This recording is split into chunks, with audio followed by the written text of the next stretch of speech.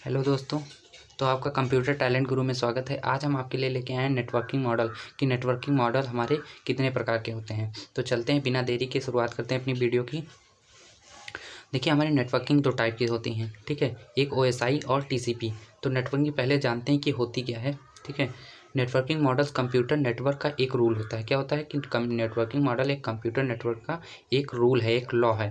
अर्थात इसके द्वारा हम डेटा को किस प्रकार भेज सकते हैं व रिसीव कर सकते हैं, यानी डेटा को किस प्रकार हम किसी डिवाइस पर भेजते हैं और किस प्रकार उससे रिसीव करते हैं। जैसे हम सर्वर से किसी डेटा को रिसीव करते हैं और उस पर भेजते हैं। दो कंप्यूटर नेटवर्क मॉडल OSI और TCP/IP मॉडल पर निर्धारित हैं। TCP/IP का full form transfer control protocols होता है, ठीक है। और IP का इंटरनेट प्रोटोकॉल, ठीक है। जिस प्रकार हम संपूर्ण डेटा का संचार प्रक्रिया निर्भर करते हैं, ठीक है। तो अब आते हैं OSI मॉडल। इसके दो टाइप्स होते हैं, एक OSI और एक TCP/IP। कंप्यूटर नेटवर्क के कितने टाइप्स होते हैं? दो टाइप्स, एक OSI और एक TCP/IP, ठीक है। तो सबसे पहले OSI मॉडल को हम जानते हैं, TCP/IP हम अगली वीडियो में अपनी देखेंगे। तो सबसे पहले इसको देख लेते हैं। OSI मॉडल अंतर्राष्ट्रीय मानक संगठन, ठीक है। अंतर्राष्ट्रीय मानक संगठन OSI मॉडल, ठीक है। OSI जो है अंतर्राष्ट्रीय यानी इंटरनेशनल स्टैंडर्ड ऑर्गेनाइजेशन द्वारा स्थापित किया गया, ठीक है।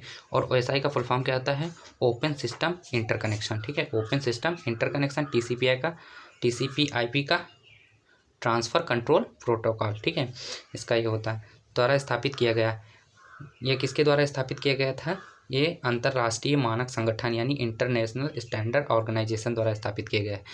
इस मॉडल में 7 लेयर होती हैं, ठीक है। इस मॉडल की कितनी लेयर होती हैं? 7 लेयर होती है। वो आगे अभी दिखा रहे हैं, ठीक है। 7 लेयर होती हैं और प्रत्येक लेयर अपने अनुसार अपना कार्य करती है, यानी प्रत्येक लेयर का एक एक अपना काम होता है। OSI model computer network model के बीच सामान्य प्रोसेस यानी नेटवर्किंग और संचार मॉडल में से एक है, ठीक है। जो सभी संचार उपकरणों को ओपन कनेक्शन स्थापित करने के लिए जिम्मेदार होता है, यानी ओपन कनेक्शन यानी उससे कनेक्शन को एस्टैब्लिश करने के लिए ये जिम्मेदार होता है। किसी भी कनेक्शन को OSI मॉडल का उपयोग करके इस्टेब्लिश किया जा सकता है। देखिए, OSI मॉडल का यूज़ क्यों हुआ था? क्योंकि OSI मॉडल इसलिए यूज़ हुआ था कि जब IBM, आपने नाम सुना होगा, जब IBM ने अपना सर्वर बनाया तो उसने पहला सर्वर उसने बनाया था, ठीक है। तो उन्होंने ARPANET नाम का एक सर्वर बनाया। तो उनका क्या था कि वो IBM से ही IBM को कनेक्ट किया जा सकता है। जिस प्रकार जैसे हम किसी डेटा को ट्रांसफ़र करना चाहते हैं कि विंडोज़ से लिनक्स पर, तो अगर हम उससे उस पर ट्रांसफ़र करना चाहते हैं तो उसके लिए हमें OSI मॉडल की ज़रूरत पड़ती है, ठीक है। बट अब आज के ज़माने में हम TCP/IP का यूज़ करते हैं, ठीक है। OSI का कहीं यूज़ नहीं हो रहा है। तो IBM ने सबसे पहले इसी का यूज़ किया था कि उन्होंने अपनी कंपनी के सारे सिस्टम खोल रखे थे कि अगर हम ट्रांसफ़र करें तो अगर हम IBM के किसी चीज़ से कोई ट्रांसफ़र करना तो वो IBM की ही चीज़ होनी चाहिए, तभी वो अपनी कंपनी के लिए ही बनाए थे। तो उससे उनका काफ़ी खर्चा था। तब उन्होंने क्या किया कि जो है अगला OSI मॉडल इसीलिए इस्टेब्लिश हुआ था, किया जा सका। इसमें किसी भी प्रोटोकॉल का प्रयोग नहीं किया है, यह प्रोटोकॉल के बिना कार्य करता है, यानी किसी भी प्रोटोकॉल्स क्या होती हैं? जैसे हमारी STTP, ठीक है। STTP, HTTPS और बहुत सारी होती हैं। ये सब क्या होती हैं? हमारी प्रोटोकॉल्स होती हैं। सभी नेटवर्किंग उपकरण जो संचार के लिए ओपन हैं उन्हें OSI मॉडल माध्यम से डेटा संचार के लिए साथ जोड़ा जा सकता है, ठीक है। इसका बहरहाल अब यूज़ नहीं होता है, अब के ज़माने में इसका कोई यूज़ नहीं है, बट इसे पढ़ना बहुत ज़रूरी है, ठीक है। सभी नेटवर्किंग उपकरण जो संचार के लिए ओपन हैं उन्हें OSI मॉडल के माध्यम से डेटा संचार के लिए एक साथ जोड़ा जा सकता है। यह एक आर्किटेक्चर यानी कौन सा एक लेयर्ड आर्किटेक्चर वाला OSI मॉडल आसान डेटा संचार की अनुमति देता है, ठीक है। OSI मॉडल की 7 परतों को अपर लेयर्स, नेटवर्किंग, इंडिपेंडेंट और लोअर लेयर के रूप में जाना जाता है। तो अभी हम आगे आपको बता रहे हैं। तो यहाँ पर हम आ जाते हैं उम्मीद करते हैं आपको क्लियर दिख रहा होगा।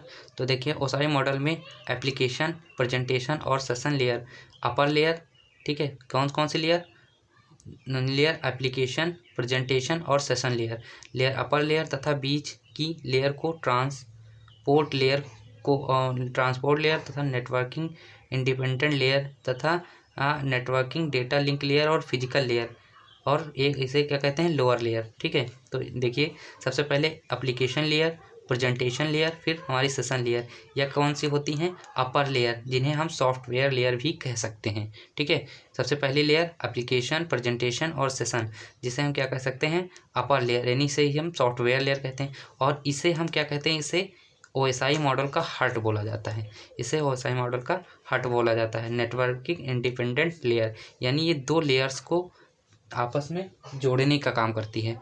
ठीक है, नेटवर्किंग लेयर, अब इसके नीचे वाली layer networking layer, data link layer और फिजिकल लेयर, इसे हम क्या करते हैं, लोअर लेयर, ये कौन सी होती हैं, हार्डवेयर लेयर होती हैं। ठीक है, इन्हें हम हार्डवेयर लेयर के नाम से जाना। तो सबसे बढ़िया आज याद करने का इनका तरीका कि आज फिर से टेस्ट नहीं देना पड़ेगा।